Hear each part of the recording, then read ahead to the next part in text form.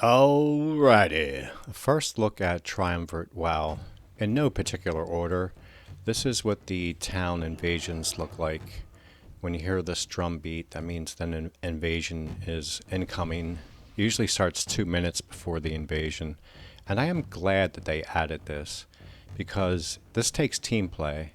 You need at least, well, I'm not going to say at least, it seems to me you need around 5 people, and it really helps to have a healer, because there will be a lot of mobs, and it happens very quickly, especially if you start falling behind. If you start falling behind, it's going to be over, because it's too fast. Too many mobs. We've seen similar things like this before.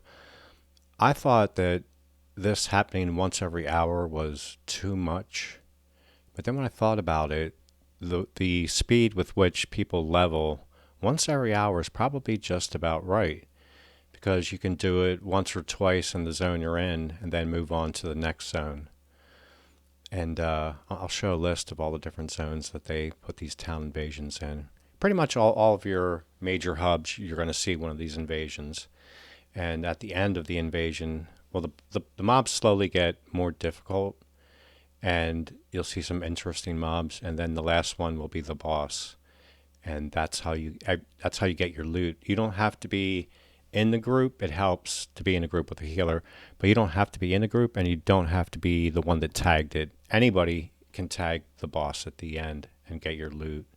In this case, the end boss is Hagar, which is appropriate for Elven Forest, because we're always asking for groups for Hagar. The loot is randomized, and it will be level and class appropriate. Here's a list of the invasion sites for Ally and for Horde. Other things that I've noticed in my brief play so far, there are portal hubs, and they are where you would expect they would be in any mage center. These are hubs to all of the major cities.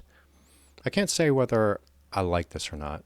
I think all the things they've done add interest to the game. I don't doubt that.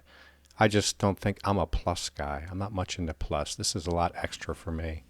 Crafting times are super fast. I do enjoy that. Stat buffs on crafted items. I'm pretty sure these 2 rings were +1 each originally. These are now blue rings with more stats. Stack limits on some items are greatly increased, which I absolutely do agree with and do enjoy. I think you should be able to stack cloth in a stack of 100. Yes! That makes crafting so much easier, and just carrying around all that stuff too.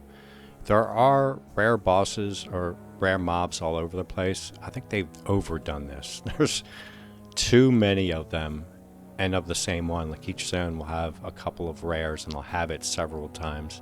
They've also increased mobs. There's some areas where you always had to fight to kill mobs. Now, in those areas, there's just like tons of mobs. What I did not enjoy, this was my first dungeon, these people were exactly like you'd expect in retail. Let's get through this dungeon as quickly as possible. I just barely was able to pick up these quests before they started moving. There's like 5 quests here. So when we finished this, they all pieced out except for me and the tank. And then we realized we still have 3 quests that we have not finished. This is how I'd prefer to do dungeons. So just me and the tank soloed this stuff. It's great when you have a tank marking stuff and you got to use your CCs properly. What's really hilarious is what happens to the tank here. I actually had a video of me doing this exact same thing. He did make it back, and we did finish our quests.